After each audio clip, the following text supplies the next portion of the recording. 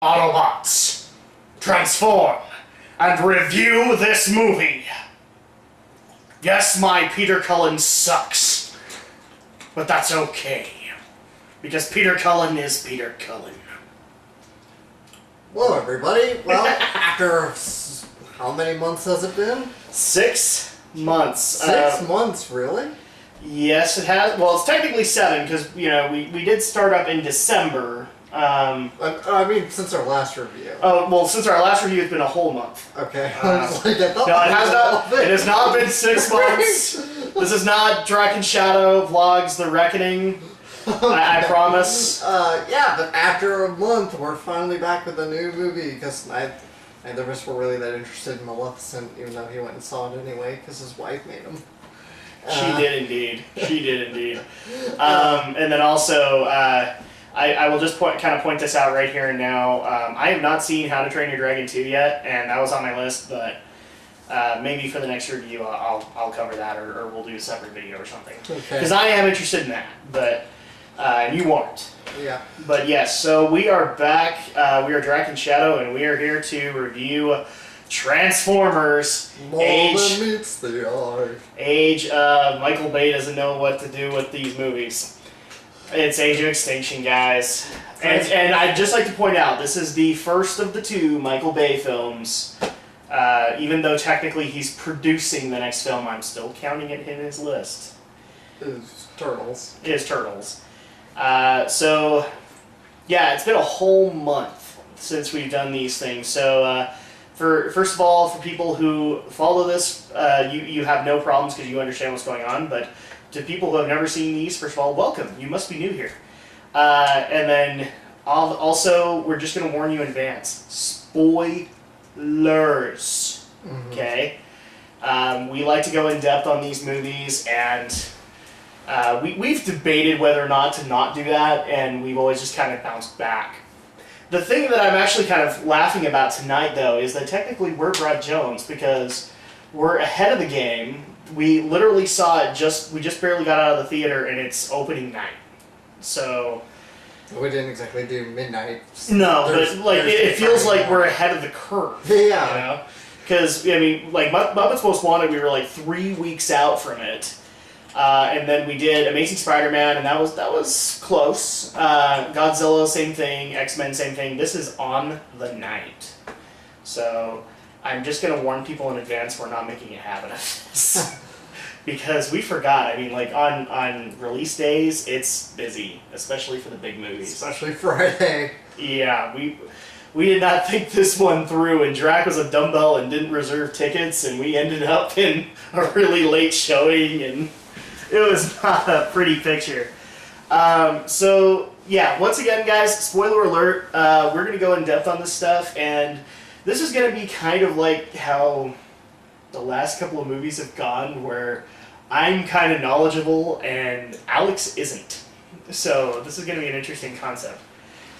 So, let's go ahead and go into the plot synopsis. Was there a plot? I think so. So they resembling it thinly. All I saw was explosions. Explosions. Explosions and people running in slow motion. It's a Michael Bay movie. Of course, you're gonna have to expect the explosions, but there's a lot of slow motion in this. There really is. It's a little soon to start getting into my pet peeves, but of the movie. But we'll get into that. Let me try and put the plot together as best I can. As you can see from the trailers, we are following Mark Wahlberg, and from here on in, he will be known as the Marky Mark, because I always will remember the Funky Bunch. Or what? No. I'll get into that a little bit later. And we're following him. He's an inventor in Texas, who his daughter is the Megan Fox of the movie. I'm sorry to say. Although, in fairness, they don't nearly pimp her out like they did. No, the thing that I actually laughed at, they don't pimp her out that bad, but there are a couple of moments. But the part that I actually will laugh about is that they had a really bad recurring moment of they had no problem changing her top, but man, you'd think she was peeing her pants all the time because they kept on changing her pants. So, I'm so mean. But you know what, in that situation, I'd probably pee my pants too.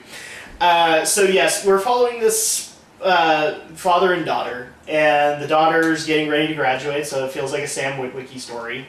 Thankfully, it isn't.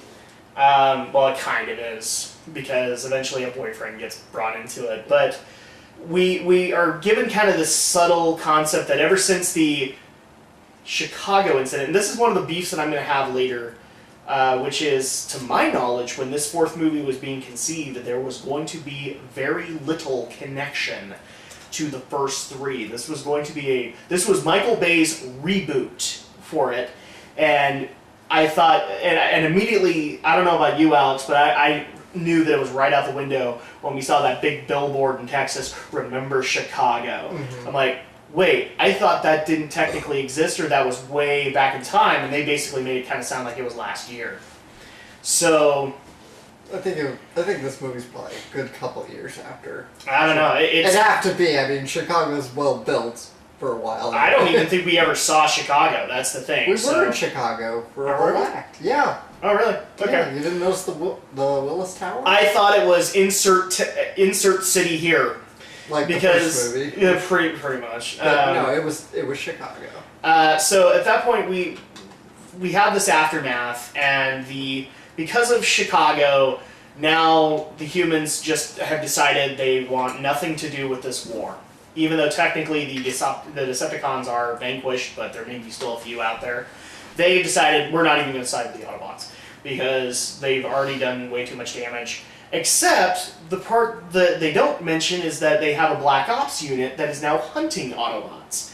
And we don't necessarily know why, and we also know that they're being teamed up with what looks like a Cybertronian bounty hunter to track down Optimus Prime. So we cut back to Marky Mark. And Marky Mark is trying to clean out of... This is going to get funny, because I'm going to keep saying Marky Mark. And the Funky Bunch. Technically, he had a Funky Bunch in this movie. It's true. I mean, so he's cleaning out a movie theater, and he comes across a big diesel truck. Which, for fans of Transformers, we all know the design. It's obviously Prime. Especially when you look at it and go, how did a truck like that end up in a movie theater and has a bunch of bullet holes in it? And when he opens up the door, there's a bunch of shell casings that fall out. I thought that was a nice little touch. So he brings the truck back because he thinks he can disassemble it and get some money from it. And then he finds out that it's a Transformer. The problem is that as soon as he finds out, the government gets on his case. And I actually love this concept. The CIA operative that we're running through is Kelsey Grammer. that was great. Actually, you know what? I liked him in the movie. So he tracks it down, and the government's evil, and we all get that. We've even seen it earlier on when another Autobot, Ratchet, which for Transformers fans, no, he's kind of the medic of the Autobots. He's not loved, but like he's not hated either. And obviously he's got a very big role, and we literally just get to see him get gunned down. So, and on top of that, his spark was extracted. That was pretty brutal. See, I'm confusing Alex already because he's like, sparks? What? So at that point, Marky Mark tries to resurrect Optimus, which in turn, he revives him, technically, and he goes... Optimus kind of goes mental when he gets revived. He's like in post-traumatic. He's in war mode right there. And Marky Mark offers to repair him a little bit, and then the government comes in and tries to apprehend him or kill him. So at that point, the government does not get their hands on Optimus. In fact, we then get introduced to the girl's boyfriend, which, according to Marky Mark, she's not supposed to have. Because he's a protective father. Because he's a way overprotective father. And they basically are on the run now. Because now that they've aided an Autobot, they are blacklisted. You know, they can never return to their lives again. Flash forward a little bit, we then get, when the humans kind of realize they have to kind of redeem Optimus Prime here, or they're not going to get their lives back. Flash forward, we finally rally up with the remaining Autobots on Earth, which the roster always changes. It always makes me laugh a little bit because nobody, like aside from Bumblebee, nobody's similar. Maybe Ratchet. He was in the first two, or the first three movies, but they had Sideswipe in the second movie. He technically didn't die, to my knowledge, but I don't think he was in movie 3. So trying to figure that one out. I guess, they just couldn't get the Corvette again. Or Hasbro says, okay, please put in as many of our toys as you can. And at that point, we also get introduced to... At this point, Autobots are now celebrities, because we got a pretty big celebrity cast this time. We got John Goodman playing Hound, who's an old G1 favorite. We also had Ken Watanabe playing Drift. That was a weird one, because he was totally a samurai, but he had the Cloud Strife Buster swords, and that was weird. And then we also had, John DiMaggio, who you may know as Bender from Futurama, and he was Crosshairs. And now here's the thing, Drift and Crosshairs are fairly new names. I had to go look them up. And so now you have the potential villains of the humans are trying to hunt down Optimus, but also that they've teamed up with this other robot named Lockdown, who isn't Decepticon and isn't Autobot, and I'll get in my little rant about that later. But we also find out that the government has been working with a company called KSI, and they have been taking the remains of the robots and trying to learn all they can about them. In fact, they've learned a lot about the metal, so much so that they've been able to create their own Transformers. And the head of this company is played by Stanley Tucci. That was so freaking weird. I was expecting, what's his name that was in the first 3 movies? I was expecting him to be... John Turturro? John Turturro. I was expecting him to be in charge. It was Stanley Tucci. I'm like, oh no, Stanley Tucci, don't get involved in this movie. I like you. So at that point, we now have him as a possible human bad guy, because they have some weird deal with Lockdown. He's actually there. He's not there to hunt down Autobots. He's there to hunt down Optimus Prime. And if he gets his prize, then he will give the humans what is called a seed, but we don't know what that is. Bunch of flashy cutscenes and battles later. Lockdown captures him. They take his ship. And during this whole time, we get to meet what I would like to call Optima Emo Prime, because, oh my gosh, he is just so pissed at humans, because humans have done all these horrible things, and, this is totally out of character for Optimus Prime, because he's seen cruel acts before from humans. In fairness, it's shit put against him. But it's trying to make Optimus Prime an anti-hero, and it doesn't work. It's not just he's like, humans wage war against each other, therefore they're evil. He's angsty Prime. He's not pissed for the sake of just being that. No, he's resenting them, and he has reasons to do it. I mean, here's the thing too. This movie does a really good job of making humans hate humans. It really does, because there are a lot of those scenes where with the government agents where I'm like, yeah, I have no problems with the Autobots kicking your ass. I really don't, because they these government agents are a-holes. Even though they're saying, we're trying to act in the best interests, and we all had people die in Chicago and all that. And that was the best part about that. The other head government agent, he lost his sister in the Chicago occupation, and so that's his reason to be angry at everything. So at that point, we cut to a way.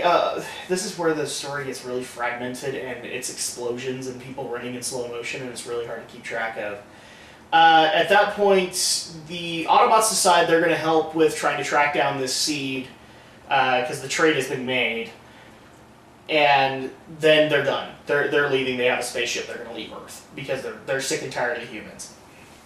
And so they track down the seed in Beijing. Well, first of all, they have a nice little confrontation with the man-made Transformers, which are aptly named Galvatron and Stinger. Gee, I wonder where they got that project name from. And then they find out that even though these are supposed to be soulless Transformers, they're supposed to be just easily manipulated by humans, there's more than meets the eye. Of course. Anyway, so then we find out a little bit later that it wasn't that when they were trying to learn about the technology, they were actually trying to download from the consciousness of Megatron. Yeah, that's going to work out really well. In so much that he was basically teaching them everything that they needed to know about assembling a Transformer, while working his own magic and trying to get them to build him a new body, which is supposed to be like this antithesis of Optimus Prime, and it's so stupid. But yeah, he's Galvatron. So now we have 3 villains at this point. We have the humans, or we have the government, because Stanley Tucci's kind of slowly turning. He's pretty much convinced that he's done the wrong thing, because he can't control Galvatron. He slowly is losing control of him. Then we have what I'm going to call the Neo-Decepticons, because it's Galvatron basically taking all the man-made Transformers and making them Decepticons. And then the third is Lockdown. And big flashy battles later in Beijing. Beijing is basically ruined by the Transformers, let's just all be honest. And then eventually we have a confrontation where Optimus Prime has to earn the trust of the Dinobots. And again, they destroy even more of Beijing because they have even bigger robots on their side now. Lockdown comes back, or Lockdown enters the fray. He tries to destroy Beijing himself, and he doesn't win. In fact, the humans and the Autobots team up to take down Lockdown, and at that point, Optimus Prime decides he's too much of a target on Earth, and he's going to take the fight to the mysterious creators that Lockdown keeps referring to. And that's how it ends. Cool. Kind of a weird way to end a movie. Well, a lot of people are going to be like, you skipped a lot of things and you missed... Guys, it's Michael Bay syndrome. It's explosions, slow motion, metals everywhere. You can't keep track of jack in these movies, okay? There are these cool moments here and there, but you lose track of what's going on very quickly. The only difference in this one is that the military were the bad guys, technically. They weren't the good guys like they were in Chicago, and that was bullcrap. You know, Michael Bay has even...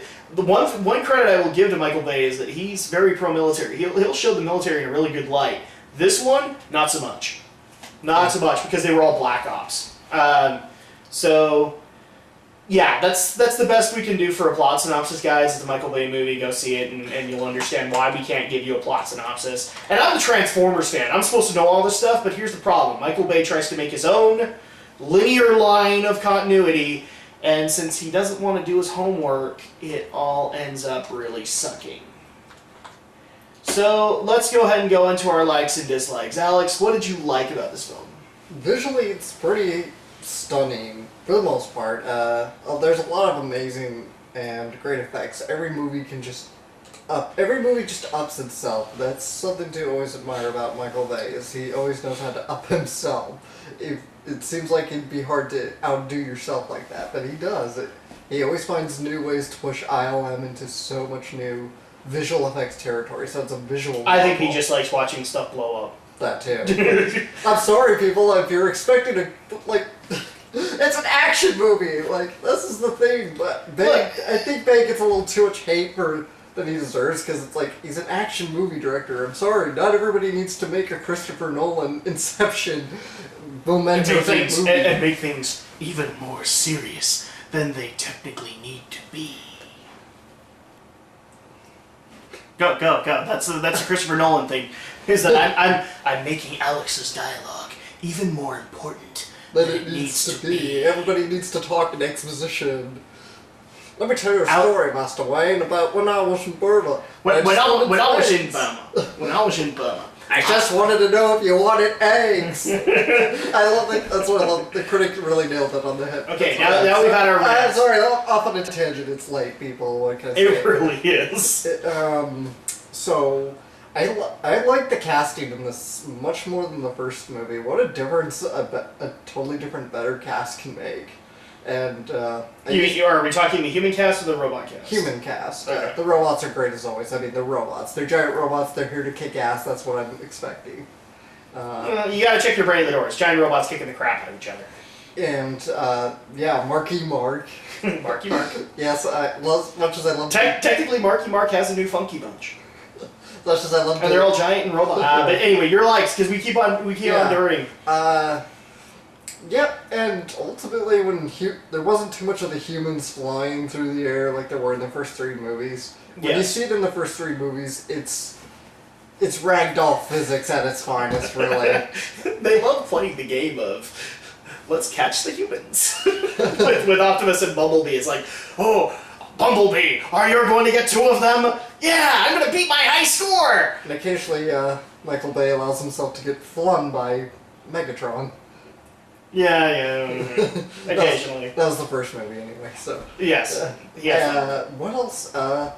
Yeah, a better cast. Humor was a little better, I think, in this time. It wasn't too much lowbrow.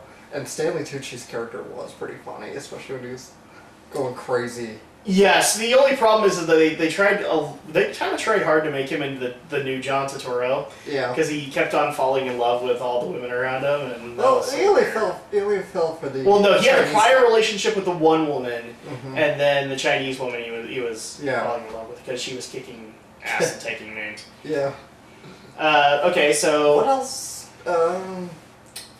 Yeah, that's kind of robot cast didn't really stand out to you at all. I mean, because I'll actually mention a moment where he was like sitting there you were trying to figure out who did you think it was that was playing him? I thought maybe it was Rip Torn playing. Yeah, you thought it was Rip Torn, and I'm like, no, that's John Good. Okay, the robots are good. Maybe just because I'd have more of appreciation. That actually would have been hilarious if Rip Torn had played it. You can dodge my bullets, but you can't dodge a ball. The voices were great for the robots. I mean, yeah, you had John Goodman and Ken Watanabe. Yeah, and this is like the biggest that they've Frank Welker came back. Yeah, we'll get into that, because Frank Welker, who a lot of people were pissed off because he's the original Megatron, and Hugo Weaving got the role. I know a lot of diehard Transformers fans that were pissed off at that, because they brought Peter back, but they didn't bring back Frank.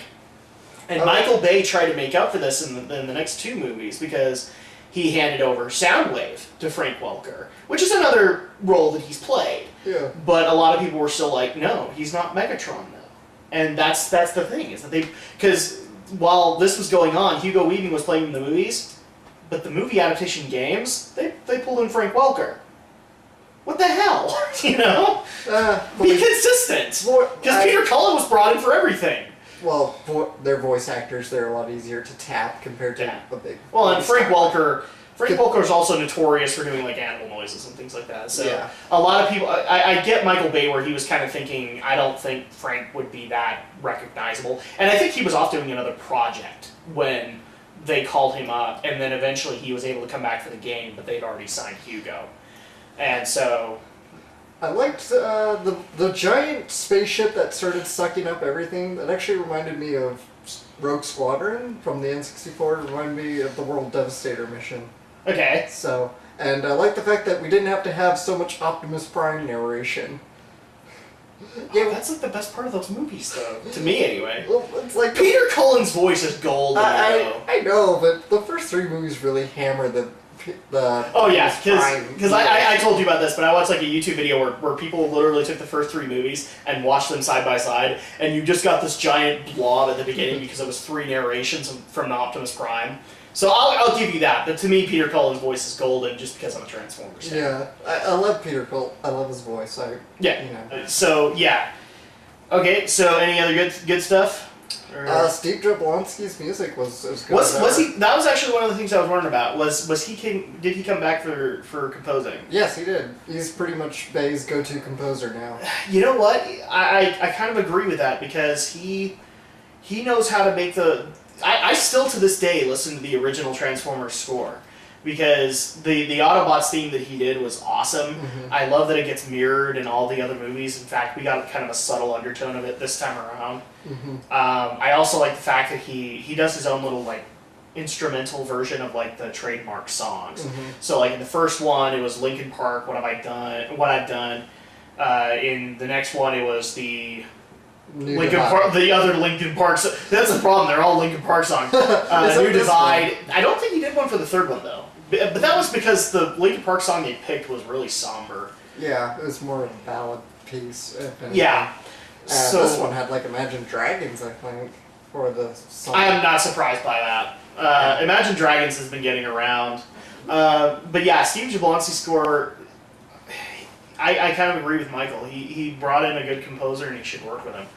Because he's made the music of Transformers really great for me. For me as a fan, too. So, is that it for you? Or That's it for me. Okay, positive stuff for me. Again, guys, I'm a Transformers fan, so I'll nitpick all that stuff later. Because, Michael Bay, I love you dearly. Either do your own continuity, or just when you want to do Transformers lore, just think twice about it. Because either do your homework or don't do it. Because it comes off really weird and sucky.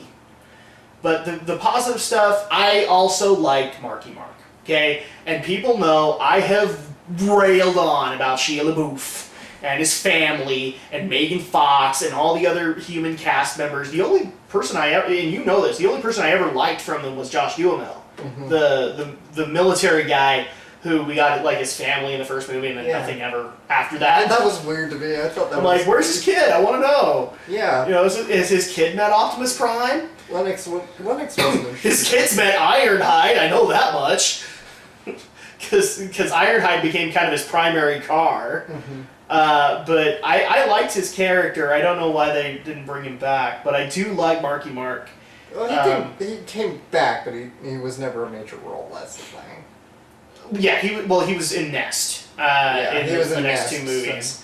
But in this one, he's missing completely. Yeah, this one he's not here. So. But Marky Mark was okay. I actually kind of look at Marky Mark as like a young Optimus Prime. Like, he hasn't learned all of the major lessons that Optimus has in his years of living.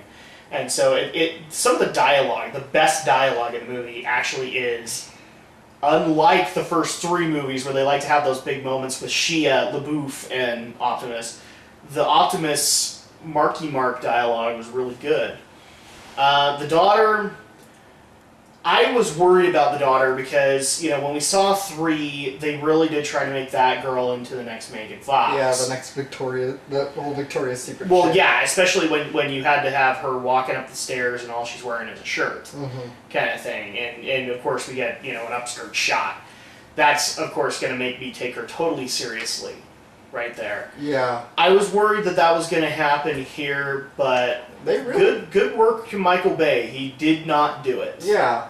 You know, I will give crap to the fact that she had, like, numerous pairs of pants, but you know what? In the situation she was in, I'd be peeing my pants too. She had her sexy moments, but it wasn't like every freaking shot was a sex shot. I would actually say the only sexy moment that ever happened was like that one argument they had in the middle of the night where she wanted to go out and hang out with her friends, where she was in kind of the frilly skirt and all that.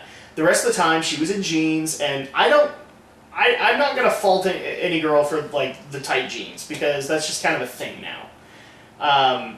And again, the part that I was laughing at the entire time was, wait, they were blue in one scene, and now they're camo. What the crap? And it just kept changing, so I'm like, oh, she keeps on peeing her pants, I don't know. The boyfriend, I don't have any opinions on, because he was the boyfriend fold. I mean, there wasn't anything unique about him, except that he was supposed to be Irish, and he wasn't. I don't get that whole thing. Yeah, he's Irish. In fact, when he first spoke, at first I thought the actor was just letting his accent slip.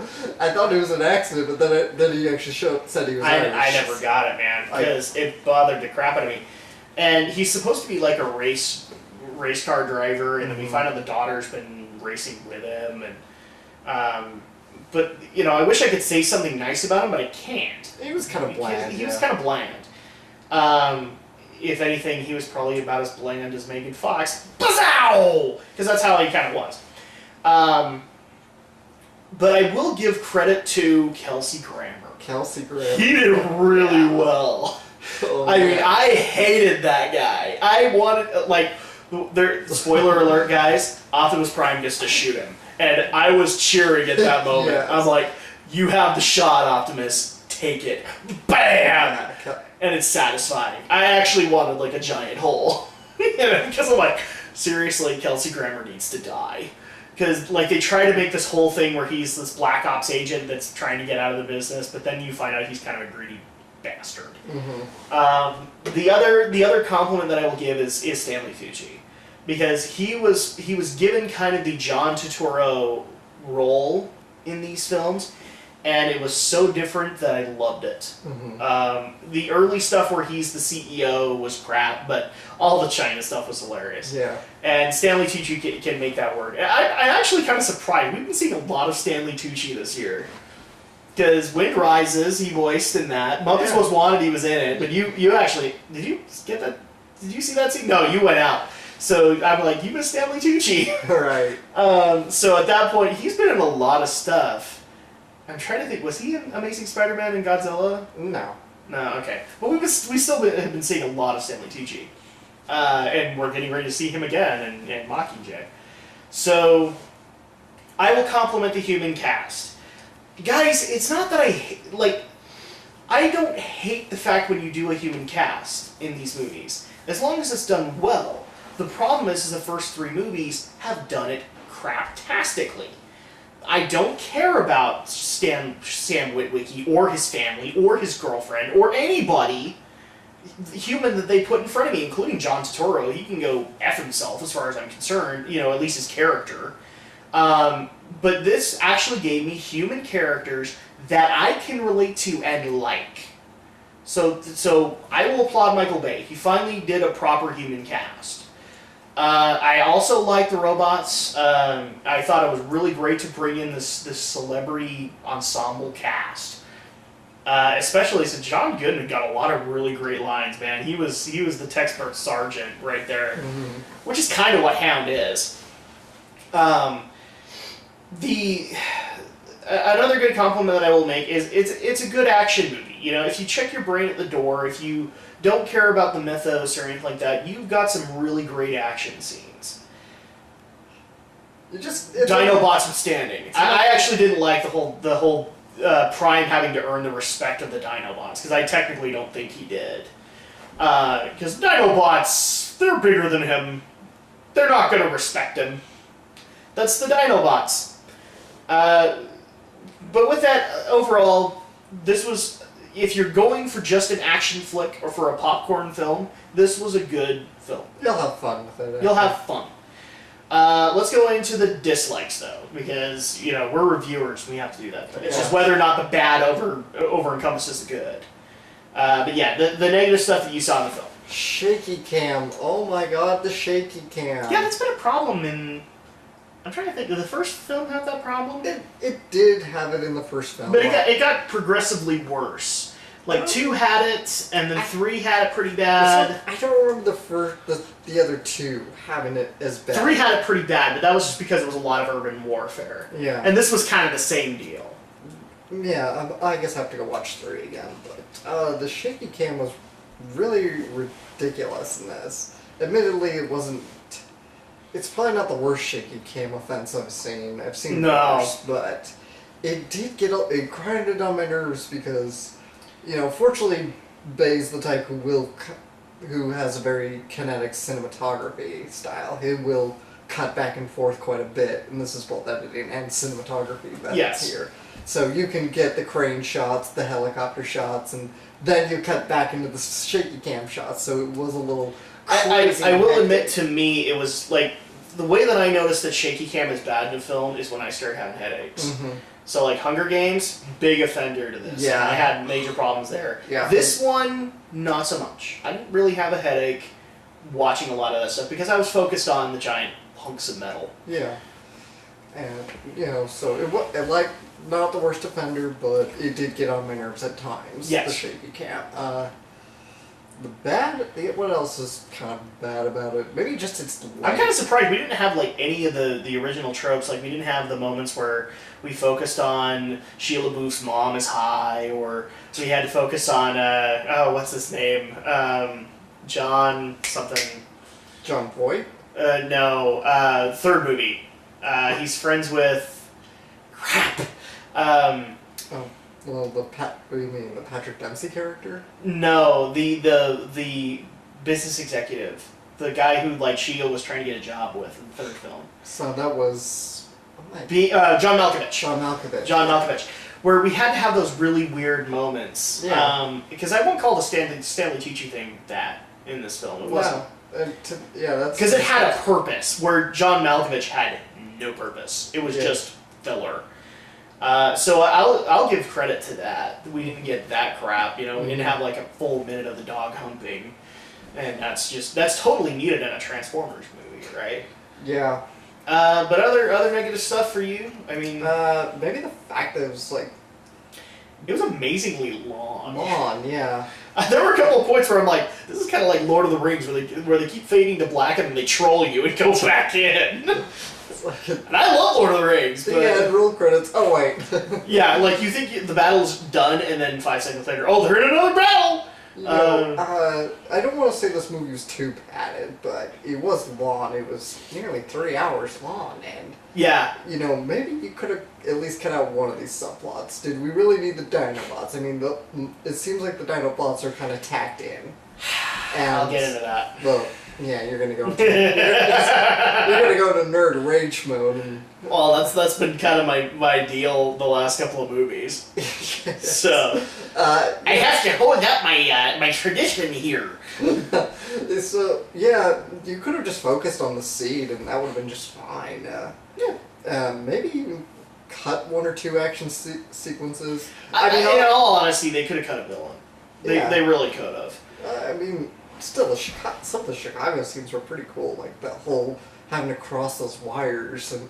Like, No, that's not the problem that I had. But like, this is one of those things where like, you felt that the villains were kind of stretched, and at that point that's one of those things where I'm like, you could have cut a villain and cut down the time, and it still would have been enjoyable. Yeah. You know, I'm not saying anything bad about the villains that they had, except I have some beefs. But yeah, you could have cut a villain, and it would have been fine. I gotta say, this is a stupid little nitpick, but the Jaeger name was too obviously symbolic. Because Chuck Yeager, it's definitely named for Chuck Yeager. Yeah, what was it, Cade Yeager? Cade Yeager. I would never put I just kept calling him Marky Mark in my head, I'll just be honest. Marky Mark. Marky Mark and his metal funky bunch. That's gonna be the trademark for this episode, is Marky Mark and his new funky bunch. Yeah, I see the name Jaeger, I want to do the film brain symbolism shout. See, like, I heard Jaeger, I almost wanted to go, ooh, Pacific Rim. But that's just me. Okay. So... That's really it for me. Okay. Let's roll out the list. Okay, like I said before, if you check your brain at the door, this is an enjoyable film. However, I'm a Transformers fan, and every time I tried to check my brain in the door, then Michael Bay would go into Transformers Mythos again, but it's very clear he doesn't do his frickin' homework, because when he tries to explain it, it makes even me go, huh? I get where you're trying to go with this, but you're not going there, and I don't get where you're going. So, first of all, Galvatron could have been entirely cut. It was pointless. I love Frank Welker, but this was just simply to make up for the fact that Frank Welker hadn't played Megatron. Okay? And at that point, I actually found it a little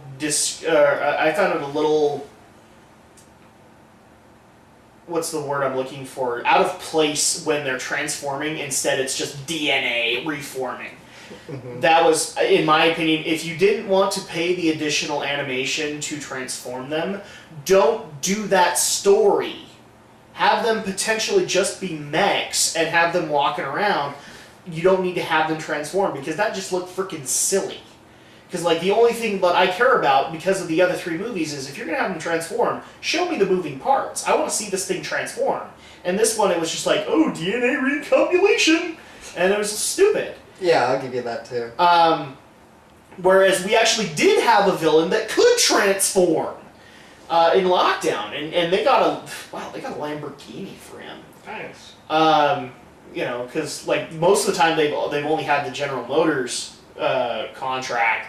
But this time around, they got a freaking Lamborghini. I think that was a Lamborghini Gallo, like the highest end, and that was Lockdown. So the other thing that I'm going to criticize a little bit, but I'm also going to praise a little bit. because the CGI is a little bit of a problem, especially now that the Avengers has come out. I agree with an argument that a lot of people have made. For example, Spoonie has made it since the Avengers has come out, where you can tell Joss Whedon is a little bit better with it because it's colorful. And in the first two Transformers movies, you just see big blobs of gray, and it's very hard to tell what's going on. This movie, I will compliment Bay in the fact that he tried to be more colorful. He really got colorful with some of the bots, but when they were fighting, it was still giant lumps of gray, especially like when Galvatron would get into the mix, because he is literally a gray truck. So he was the only one where you could tell it wasn't a giant lump of gray, it was just a DNA recombination of gray. But that's both a compliment and a nitpick. If you're going to do more colorful, please just do more colorful. I have no problem with that. But where you're doing giant heaps of metal that are just gray wads going everywhere, it makes me not want to keep track, and it actually pulls me out a little bit, because it doesn't look cool, so to speak. The other beef that I will have, the lore is really where I have the beef here. First of all, Lockdown. Lockdown is not an Autobot or a Decepticon. In Transformers mythos, there's usually only one of two possibilities that they can become. And they also had him refer to the creators a lot. That can be either the Quintessons, or in some weird continuity, it's Unicron. So, at that point, it just made me sit there and go, no, Michael Bay, you don't get movie 5 where you get to do Unicron. No, you don't. I don't want you to do it. If somebody gets Transformers 5, I literally... Here's my compromise. Guys, if you want Transformers 5, I have no problem with it. I don't want Michael Bay anywhere near it, because he's proven that if he's going to do the mythos, he doesn't care. Because he doesn't do his homework. So at that point, don't hint at it. Just tell your own story. I don't care. The other thing also that bothered me a little bit was, in fact, his ship, Lockdown ship, because that was a Unicron ripoff, where... See, this is the problem. You haven't seen the 80s movie, but Unicron, one of the things that made him really cool as a villain is he's a giant planet transformer. And what does he do? He's hungry all the time. And what does he eat? Planets. How does he do it? He literally sucks them in and opens up his mouth. And literally, to me, Alex, I want to show you the 80s movie, because that whole opening up with the magnet, that was Unicron's mouth opening up. That's what Michael Bay wanted to do there. He wanted to have Unicron's mouth open. And at that point, I have no problem. But again, just do Unicron, but I want you to do your homework with it too, because Unicron's actually kind of a badass villain for the Transformers. So I had a problem with that. I also had a little bit of a beef that they tried to take the Unicron mouth ship and make it kind of a creator ship. That didn't really make a whole lot of sense. And the other big beef that I had is, I agree with you, Alex, the Dinobots were not needed. This was just Michael Bay saying, I want to do the Dinobots. Do you want to know my problem with the giant lumps of gray? Biggest problem was the Dinobots. They were all giant heaps of gray. And I know that there's like a collector's edition where he puts them in the original colors, but I'm still going to hold, like, people who have followed Geek News reviews and opinions, they know my opinion on this. That's not the Dinobots. That's not Grimlock to me. Because, I'm sorry, Grimlock would not look down to tiny little Optimus Prime. He's literally twice his size, and say, oh no, me Grimlock, me follow you. No, he'd look him in the eye and go, me not follow you, me king. And this was just Michael Bay wanting to do a big giant metal T-Rex, is what he wanted to do. So I'm still holding true to my argument of that's not Grimlock. That's not Snarl, that's not Swoop, that's not any of them. This is Michael Bay's Dinobots. And that's fine and all, but they were not necessary. If anything, one of the things that would have been really cool is, you know, where Galvatron had access to all of these prototypes, human prototypes, you know, Optimus has the freaking Matrix of Leadership. Have him use that and turn some of those against Galvatron.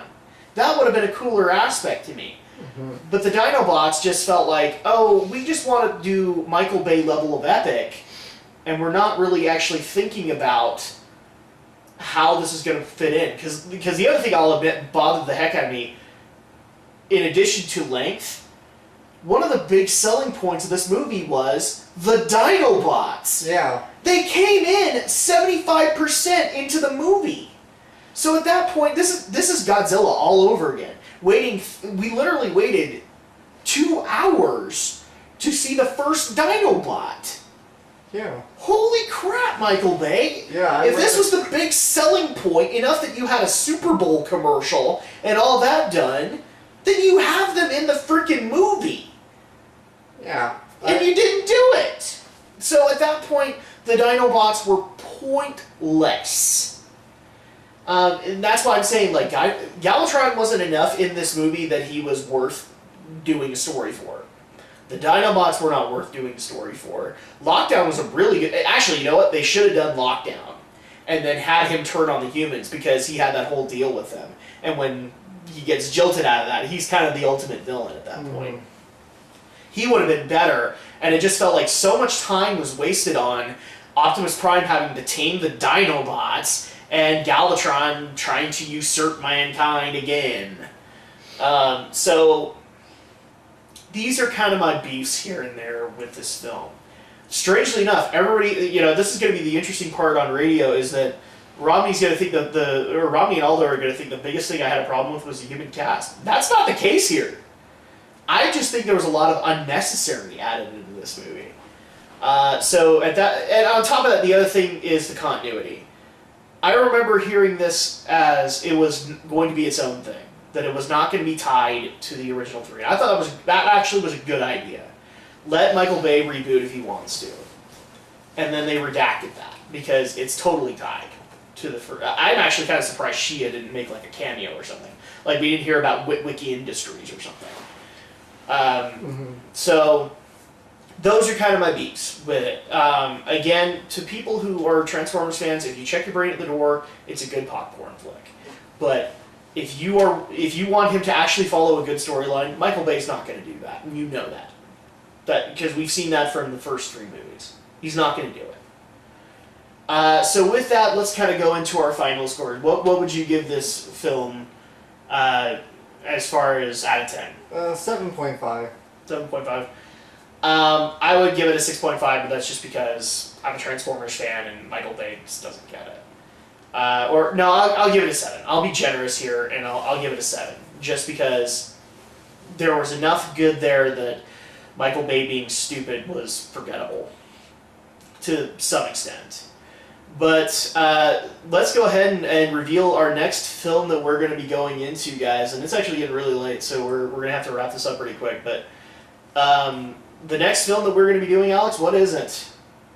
Or shall I go into it? Take the honors. We're going to do Guardians of the Galaxy. So we're going to be gone again for another month or so. Because, guys, there just isn't anything in July that we're interested in.